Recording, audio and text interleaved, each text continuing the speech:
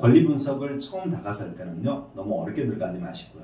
크게 두 가지로 먼저 단순하게 접근해 보시면 좋을 것 같습니다. 이 두 가지 끝내면요, 기본적인 건 권리 분석이 다 됐다고 보시면 되는 겁니다.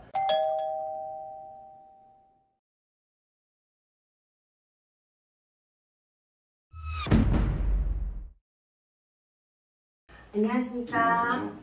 미소경매TV입니다. 오늘은 주거용 권리 분석에 대해서 살펴보려고 하는데요. 권리 분석을 하시게 되면서 내가 지금 잘 하고 있는 것인지, 놓치고 있는 것은 무엇인지, 어떤 것부터 살펴봐야 하는지에 대해서 한번 살펴보도록 하겠습니다. 오늘은 이제 주거용 부동산 중에서도 특히나 점유자가 임차인이었을 때 과연 우리는 어떤 식으로 권리 분석을 시작해야 되는지를 오늘 주로 해서 다뤄보기로 하겠습니다. 저희가 권리 분석을 하기 위해서 자료를 조사하거나 자료를 열람하거나 하기 위해서는 어떤 방법으로 해야 하는지 좀 알려주시면 좋을 것 같아요. 일단 경매 물건을 검색을 해보셔야겠죠. 가장 기본적인 자료가 어디에 올라와 있냐면요, 대법원에서 운영하고 있는 법원 경매 정보를 클릭하시면 될 것 같고요. 다만 이제 법원 경매 정보 사이트를 이용하다 보면은 등기부가 탑재가 안 되어 있습니다. 그래서 실제 권리 분석의 가장 핵심이라고 할 수 있는 등기부를 갖다가 노출이 안 되어 있는 상태이기 때문에 그 등기부를 갖다 발급이나 열람하기 위해서는 돈이 많이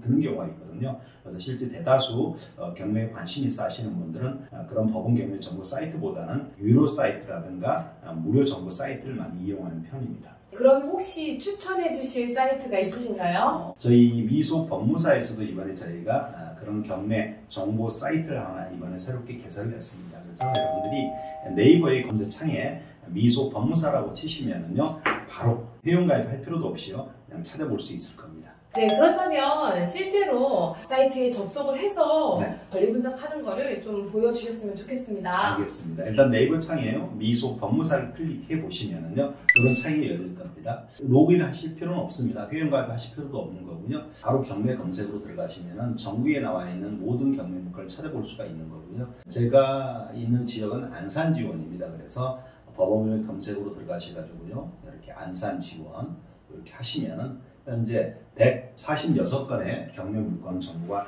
노출되어 있고요. 오늘 이제 권리 분석을 갖다 하는 접근하는 자료 중에 하나가 이 사건 번호고요. 현재 광명 그 역 인근에 있는 그런 아파트라고 보시면 됩니다.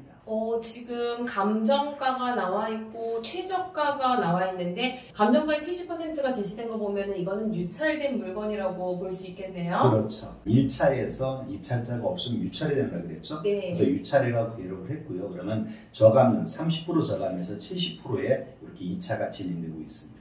이 물건은 어떤 것들을 주로 보면서 분석을 해야 하는지 좀 설명 부탁드릴게요. 기본적으로 제가 저번 시간까지 말씀했던 보시면 이 경매 사건이 부동산 강제임의 사건이 되는 거고요. 배당 요구 종결로부터 좀 늦게 지금 1차가 잡혔습니다. 원래는 통상적으로 종결로부터 한 2달 이내에 1차가 잡는 게 일반적이거든요. 네. 근데 지금 거의 한 200일 이후에 그죠? 왜 이렇게 되냐면 요새 코로나로 인해서 경매 법정도 많이 지연되다 보니까 이렇게 오르게끔 늦게끔 요새 진행되고 있습니다. 쭉 내려보시면은요, 권리 분석이라는 게 크게 두 가지로 나눠볼 수가 있습니다.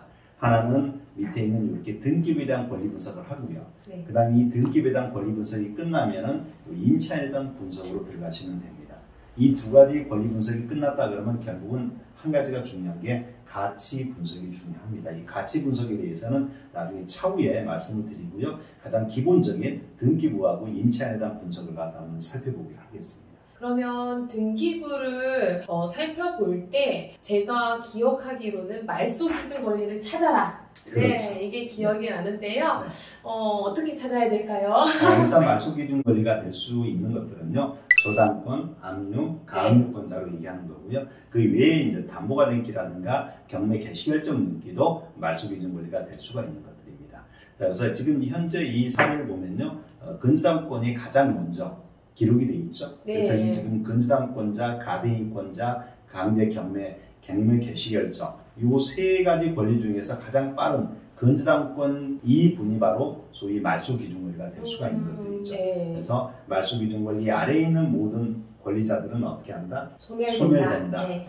이게 원칙이라는 얘기죠. 그래서 밑에 있는 가등기도 물론 말소가 되는 거고요. 네. 양도인의 사건도 요 개시결정 등기도 말소가 되고 그렇습니다. 그래서 실제 낙찰자는요 권리에 하자가 있다 볼 수 없기 때문에 입찰 들어가셔도 상관이 없다는 얘기죠. 그러면 그 다음 임차인 분석을 해야 되겠네요. 그래서 이제 이게 중요하죠. 임차인에 대한 권리 네. 분석이 중요합니다. 여러분들이 이제 경매 물건에 입찰 들어갈 때 채무자 소유자가 점유하고 있다 그러면 사실상 등기부만 권리 분석하시고요. 그 나머지는 가치 분석으로 들어가시면 됩니다. 왜냐하면 어차피 채무자 소유자는요 낙찰자가 잔금을 냄으로 인해서 그 채무자 소유자는 그분한테 낙찰자한테 자기가 점유하고 있는 목적물을 인도해줄 의무만 발생을 하고 있거든요. 그래서 별도의 특별한 권리 분석이 할 필요가 없습니다만은 제3자 임차인이 점유하고 있을 때는 과연 낙찰자의 임차인하고 관계를 어떻게 풀어야 되는지가 상당히 중요한 핵심이라고 볼 수 있습니다. 이게 바로 점유자에 대한 권리 분석이라고 볼 수 있거든요. 최모씨라는 임차인이 있죠.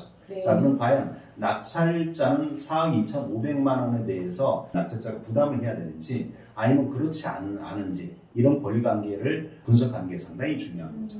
우선 과연 임차인은 대항력을 갖췄는지를 먼저 따져보셔야 됩니다. 대항력이요? 네, 그렇습니다. 대항력이 무엇인가요? 대항력은 상당히 중요한 용어 중에 하나입니다.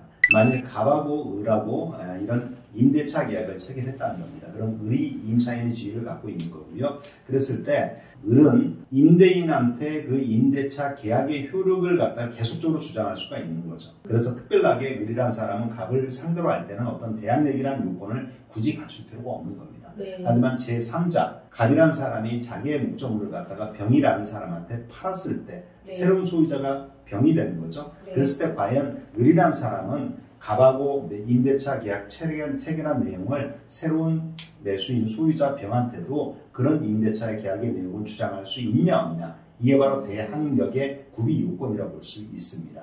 그러면은 임차권을 주장할 수 있는 경우도 있고 없는 경우도 있을 텐데요. 그렇죠. 그러면 그게 있고 없고가 뭐에 따라서 정해지는지 궁금한데요. 일단은 임차인 을이라는 사람이 새로운 소유자한테 임대차 계약의 효력을 주장하려면요 대항력을 갖춰라 그렇게 되어 있는데, 우리 민법에 들어가면요 대항력을 주장하려면 그 집 부동산에다 등기하라고 되어 있는데 아시겠지만 대다수 임대인들이 자기 집 부동산에 등기해 주진 않겠죠. 그래서 임대차 보호법에 들어가면요 임차인이 굳이 등기를 하지 않는다 하더라도 그 집에 점입신고하고요 그 다음 점유함으로 인해서 대항력을 갖다가 인정하고 있습니다.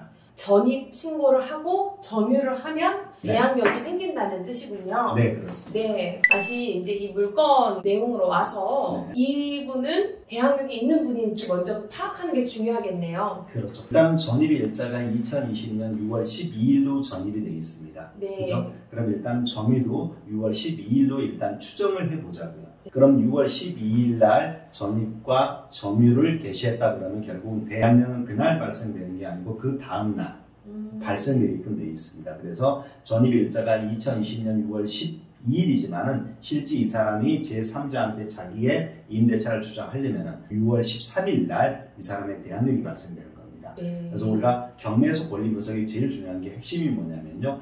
여기 임차인이 갖고 있는 대항력을 구비한 시점하고요. 그러니까 6월 13일이죠. 그리고 소위 우리가 말하는 등기부상 나와 있는 말소 기준 권리의 성립 일자하고 둘이 비교하는 겁니다. 그럼 오늘 사례 같은 거 보면은 여기 근저당권자는 성립 일자가 2020년 5월 11일 날 이 근저당권의 권리는 생성이 되었거든요. 네. 그럼 이 날짜하고요. 요 위에 있는 임차인, 최모 씨의 임차인의 대항력 구비한 시점, 즉 2020년 6월 13일하고 둘이 비교해 보는 겁니다. 자, 그럼 누가 빠른 상태죠, 현재?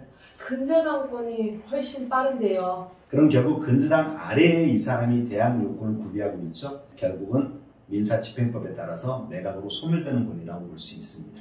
등기부 상의 성립 일자와 또 임차인의 전입 일자를 비교하는 것이 가장 중요한 포인트겠네요. 네, 제일 중요하다고 볼 수 있습니다. 네. 그렇다면 이 물건의 권리 분석 끝난 건가요? 일단 기본적인 권리 분석은 끝났습니다. 네. 이게 무슨 말이냐면은 결국은 등기부상에 나와 있는 권리의 하자도 없고요. 현재 점유자도 임차인이 점유하고 있지만 그 사람이 갖고 있는 대항력 구비 시점이 말소 기준 권리인 저당권보다 아래에 있기 때문에 결국 매각으로 소멸되는 권리거든요. 저 임차인이 4억 2,500만 원이란 보증금을 갖고 있죠. 이 보증금을 배당 기일 날 배당을 받지 못했다 하더라도 낙찰자한테 자기가 못 받은 금액을 주장할 수 없다는 의미입니다. 그래서 결국 우리 낙찰받은 사람은 이 매수인이 못 받은 보증금이 있을지라도 결국 일세는 금액이 없기 때문에 뭐 안전한 물건이라고 볼 수도 있는 거죠. 그런데 저기 확정일자가 나와 있는데요. 네. 이 확정일자는 어떤 의미이고 어떻게 또 효력이 발생이 되는 건지도 궁금한데요. 확정일자를 같이 있어야만 대항력이 인정된다고 생각하시는 분들이 많이 계십니다. 하지만 우리 주택임대차 보호법에 들어가면요 그렇게 되어 있지 않습니다. 대항력은 전입하고 점유만 유지하면 되는 거고요. 확정일자 제도를 두는 이유는 뭐 때문에 그러냐면요. 보증금을 보호하기 위해서 그렇습니다. 4억 2,500만 원의 돈을 갖다가 다른 후순위 권리자라든가 일반 채권자보다 먼저 그 돈을 갖다 주장하려면 확정일자를 부여받아라. 이렇게 되어 있는 상태거든요. 우리 법에. 네, 그래서 확정일자를 2020년 5월 18일 날 부여받았죠. 그래서 확정일자가 있음으로 인해서 다른 제3자보다 먼저 돈을 받아갈 수 있는 권리를 주장할 수 있다는 의미예요. 근데 한 가지 아셔야 될 게 확정일자 하나 가지고 우선 면책권 주장할 수 있는 건 아니고요. 먼저 선행이라는 권리가 대항요건을 먼저 갖춰야 되는 겁니다. 그래서 오늘 사례 같은 경우는 대항요건을 구비한 시점이 6월 13일 0시죠. 그럼 결국 확정일자를 아무리 먼저 받았다 하더라도 결국은 확정일자의 우선 면책권을 주장하려면요. 대항요건을 구비한 시점 그 즈음에서 같이 이 사람의 우선 면책권도 인정된다고 볼 수 있습니다. 그래서 6월 13일 0시에 이 사람의 우선 면책권은 인정이 되는 거죠. 아, 그렇군요. 오늘 컨텐츠에 정리를 해주시다면? 일단 권리 분석을 처음 다가설 때는요. 너무 어렵게 들어가지 마시고요. 첫 번째, 등기부를 살펴본다. 그래서 말소기준 권리의 아래에 있냐 위에 있냐를 따져보시는 거고요. 그 다음 점유자 등 권리 분석입니다. 임차인에 대한 권리 분석을 해보실 때 대항 요건을 언제 갖췄는지에 따라서 낙찰자한테 그 권리가 인수가 되는지 소멸되는지 이걸 먼저 판단해 보시기 바랍니다. 그래서 이 두 가지 끝내면요 기본적인 건 권리 분석이 다 됐다고 보시면 되는 겁니다. 지금 처음에 이해가 안 된다 하더라도요 계속 저희가 사례를 중심으로 앞으로 진행을 할 거기 때문에 나중에 혼자서도 권리 분석을 할 수 있을 거라고 봅니다.